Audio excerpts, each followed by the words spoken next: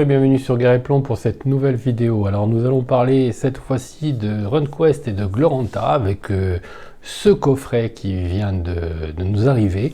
C'est le coffret Kester, c'est magnifique, c'est fait par Studio Decro après une campagne de financement réussie. Nous avons là un magnifique outil pour travailler nos aventures, nos scénarios et pour faire vivre des aventures incroyables aux joueurs. Alors, on va voir un peu de quoi il en retourne. Alors c'est lourd, hein, je vous le dis de suite, c'est un beau produit. Alors il y a bien sûr, au début, on va commencer par le livre de base. Voilà, le livre de règles. Voilà, vous avez le livre de règles, superbe, vraiment magnifique. On est devant un produit de toute beauté, avec à l'intérieur des cartes. Alors, on va pas faire un feuilletage express ici. Moi, je vais juste vous présenter le boîtier, hein, ce qu'il contient. Donc, on fera un feuilletage express plus tard, dans une autre vidéo. Donc là, vous avez tout l'essentiel, ce qu'il faut savoir sur Gloranta, l'essence, parce qu'il y a des ouvrages supplémentaires qui vont être joints, ce qu'il faut savoir sur Gloranta, mais aussi les règles de jeu, comment tirer un personnage, etc. Donc, d'ailleurs, je ne sais pas si vous avez vu notre présente vidéo où avec Véronique on a tiré un personnage de RunQuest. Vous voyez que là vous allez pouvoir découvrir un petit peu le fonctionnement du basic role-playing, notamment dans le tirage de personnages.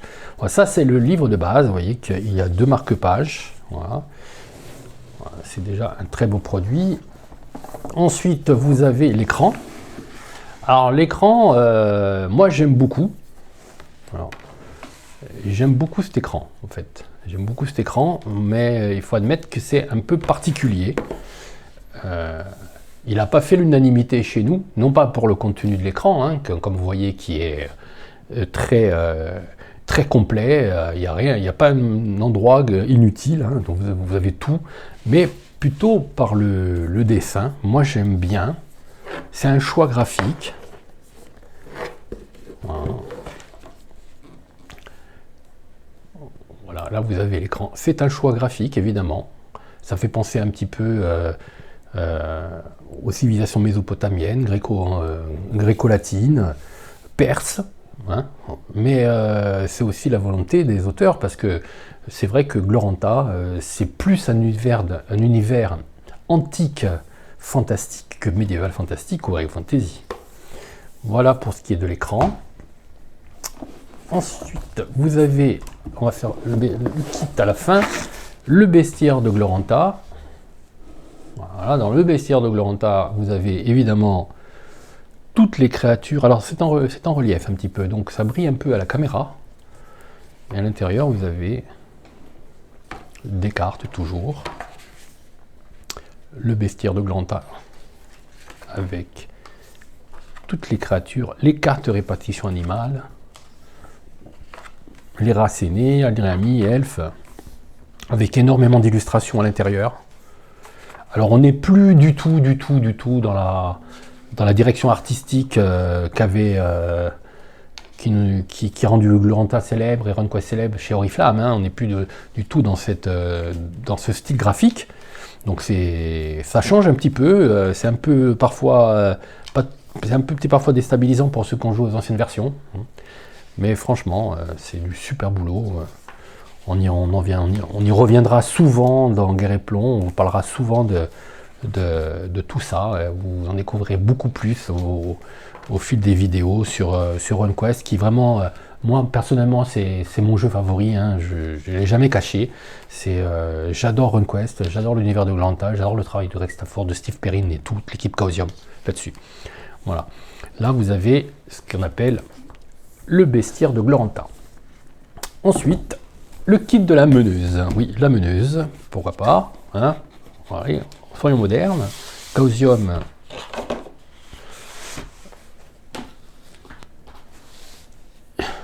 est en avance pour toutes ces questions. Alors, le kit de la meneuse, voilà. là, vous avez énormément d'introductions, de livrets, de scénarios, etc. Là, vous avez beaucoup de choses qui concernent la direction du jeu. Et franchement, avec ce boîtier, déjà, si vous avez ce boîtier, vous faites l'acquisition de ce boîtier, vous en avez déjà pour un grand nombre de séances incalculables. Hein. Il se suit fait à lui-même.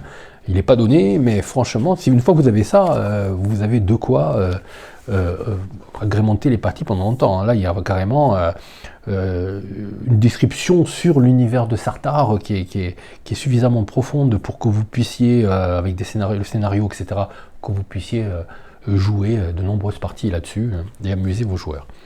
Le livret de l'aventurier, alors c'est une fiche de perso, mais un peu plus détaillée. Alors la fiche de perso, vous voyez que celle-là, elle est en couleur, contrairement à celle qu'on a fait lors du tirage du personnage. Voilà, mais c'est la même chose. Et ensuite, vous avez votre cahier, vous marquez vos notes. Vous avez la carte un peu kitsch, hein, qui rappelle par contre les anciennes cartes. Là, vous avez Dragon Pass, etc. Vous avez le Prax. Voilà. Les éléments, les formes, la magie unique. Voilà, vous avez toutes les tables nécessaires pour ne pas demander toutes les 5 minutes au meilleur de jeu, la meneuse de jeu, ce qu'il en est, ou qu'est-ce qu'il faut que je fasse, comment ça marche, etc.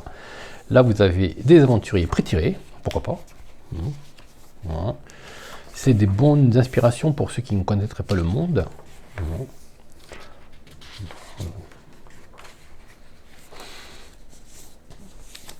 Le calendrier de Gloranta. Voilà. Le temps, les semaines, tout ce que vous avez, un magnifique calendrier illustré. Regardez ça, tout. C'est super beau, quoi. Franchement, la saison du feu. C'est un bijou, ce coffret. Un bijou. Il n'y a rien à dire.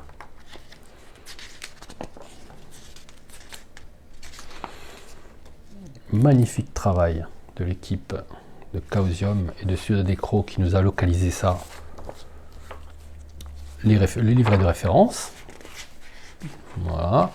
Avec toutes les aides de jeu nécessaires.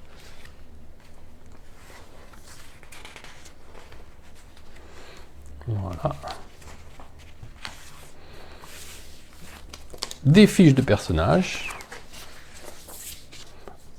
avec la feuille de groupe. Ça peut être intéressant d'avoir le groupe complet avec le nombre de points de vie, le nombre de points de magie, etc. Voilà. Un aperçu, les cristaux magiques, des précisions au sujet des runes, voilà, et des rapports qui ramènent à certains trucs, le territoire d'Endalos, tout ça c'est pour les scénarios évidemment. Vous avez des cartes, Colimar, voilà, superbe. Voilà, je fais un petit peu de place pour qu'on voit bien la carte entière. Hein, voilà, voilà la carte des clans Colimar. Carte plus générale. Le plan du sentier de la pomme, tout ça c'est des plans. La passe du dragon, alors c'est là la carte. Olivier Sanfilippo. Extraordinaire. Magnifique. Alors, elle ne rentre même pas dans l'écran, pour vous dire, mais c'est super beau, quoi. Voilà.